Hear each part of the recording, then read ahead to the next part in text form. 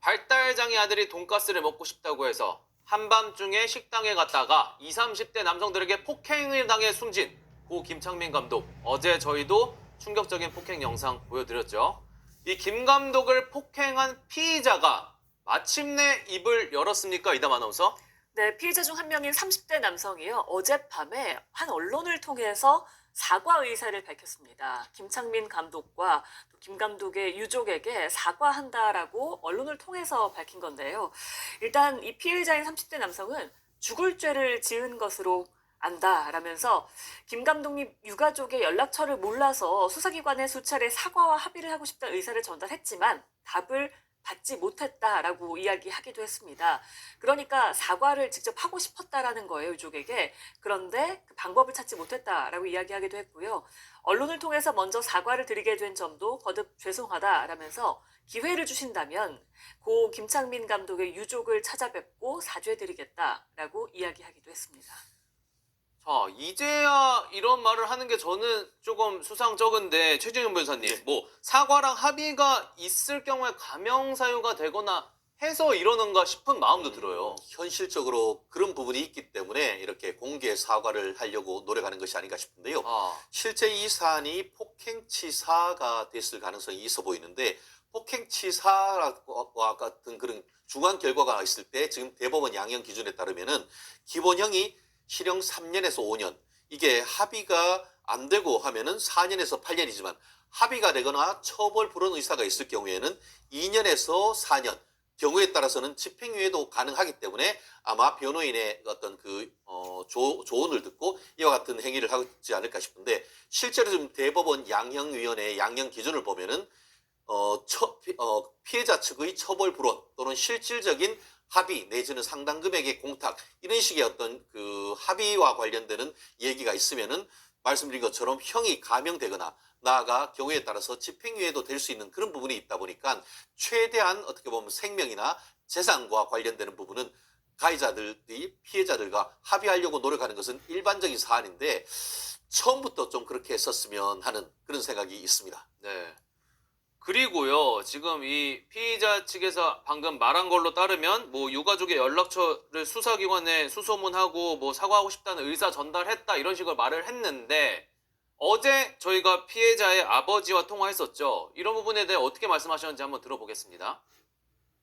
연락이 전혀 없었는데 걔네들은 뭐 돈을 많이 썼네 뭐 그러고 돌아다닌대요. 저희한테는 전화 한 통 없습니다. 그것도 굉장히 괘씸하죠. 무슨 할 말이 있어요? 그 용서가 되겠습니까? 지금 심정에 그런 생각이 있다 그러면 지금 6개월이 돼가는 데까지 그러겠습니까? 그 부모들이 찾아와서라도 자식 대신이라도 사과를 해야지.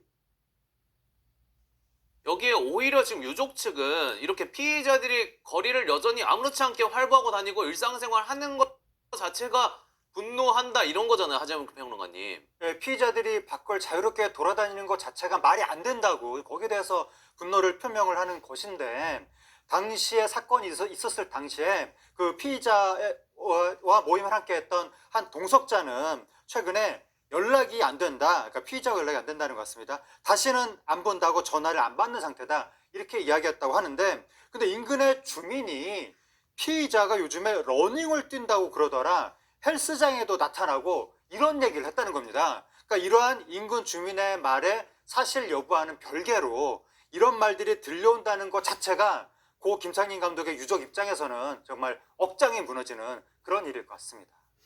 얼마나 억장이 무너지겠습니까? 그런데 이뿐만이 아니었습니다. 이 피의자가 이 입장을 발표하면서 사과만 한 게 아니었어요. 어떤 또 변명을 했다고, 최진봉 교수님. 그러니까 제가 소개해드리겠습니다. 이게 뭐라고 얘기했냐면요. 어떤 말로 사죄를 하더라도 유가족에게 위로가 되지는 않겠지만 죽을 죄를 지었다는 것도 알고 이번 일에 대한 책임을 회피할 생각도 없다. 다만, 요게 문제예요. 다만, 이렇게 사과할 때 다만이란 말이 들어가면 안 되는 거예요, 기본적으로. 뭘 다만이에요? 다만 김 감독님을 해야 할 의도는 없었고 싸움을 일으키지 않기 위해 정말 많이 노력했다는 것만을 말씀드리고 싶다. 그랬으면 사망이 이릅니까? 싸움은 안 한 걸로 말렸다면 이런 일이 벌어질 수 있겠냐고요. 누가 이걸 믿으라는 겁니까 대체? 그러게 말입니다. 우리가 분명히 그 싸운 그 폭행 장면 저희가 보여드렸고 질질 끌고 이거 피해자 김창민 감독이 막 막 정신 못 차리고 있는데 질질 끌고 가는 모습까지 봤는데 이런 입장 나왔습니다. 그리고 심지어 잘못 알려진 게 있다고도 주장을 했어요. 손정혜 변호사님. 그렇습니다. 상당히 많은 부분이 잘못 알려져 있다라고 이야기를 했고요. 아버지와 아들을 잃은 유가족의 아픔에 공감하고 죄스러운 마음이 커서 지금 거론하는 것은 적절하지 않은 것 같다. 구체적인 이유는 밝히지 않았던 상황이고요. 다만 검찰 조사 재판 과정에서 자세한 부분이 확인될 것이다라는 입장을 밝혔습니다. 아, 왜 계속 이렇게 꼬리를 물고 싶죠? 이게 유가족의 아픔에 공감한다고요? 지금 그래서 유가족의 아픔을 공감받고 있나요, 이담 아나운서? 그럴 수가 있겠습니까? 공감은커녕 지금 굉장히 두려움에 떨고 있는 상황입니다. 김 감독의 유족은요, 오늘 오전에 구리경찰서를 방문해서 스마트워치를 지급받았다고 합니다. 이게 신변 보호용 스마트워치라서요. 만약 긴급 상황에 버튼을 하나 누르면 112로 바로 신고가 되고요. 또 112에 신고됨과 동시에 위치 정보가 전송되는 시스템이 있다라고 합니다. 그래서 피해자 보호 장치인데요.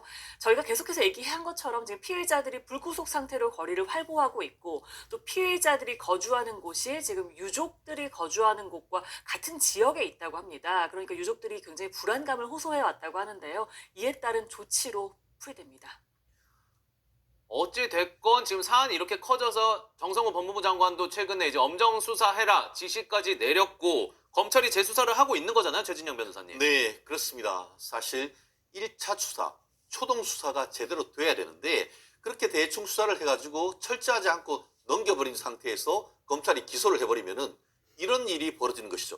그런데 지금 말씀드린 것처럼 벌써 사고가 난 지가 상당히 오래된 시간인데 그에 대해서 보안수사 요청을 했음에도 불구하고 제대로 뭔가 안 됐다라는 얘기가 있는데요. 이런 얘기가 언론 보도가 나오니까 지금 법무부에서 검찰이 직접 수사를 하라라고 얘기를 하고 있지 않습니까?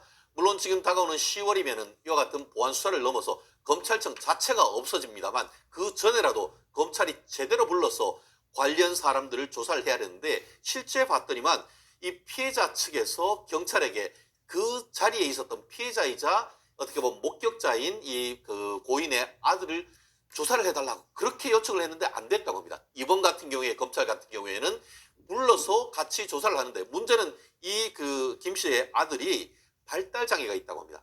우리가 근데 변호사로서 현장에 조사를 하다 보면 항상 그걸 묻습니다. 혹시 발달 장애 관련돼서 있습니까? 그걸 묻는데요. 그 말은 뭐냐면은 의사 표현이 어려울 때는 보조자를 같이 동석해서 변호인이나 아니면은 가족들이 동석해서 조사를 받을 수 있도록 한다는 것인데 오늘 지금 보도를 봤더니만 할아버지 조부와 함께 검찰 조사를 받을 예정이다라는 것이 있으니까 그게 경찰이건 검찰이건 확실한 수사를 통해서 행위에 따르는 처벌받도록 해야 될 것 같습니다.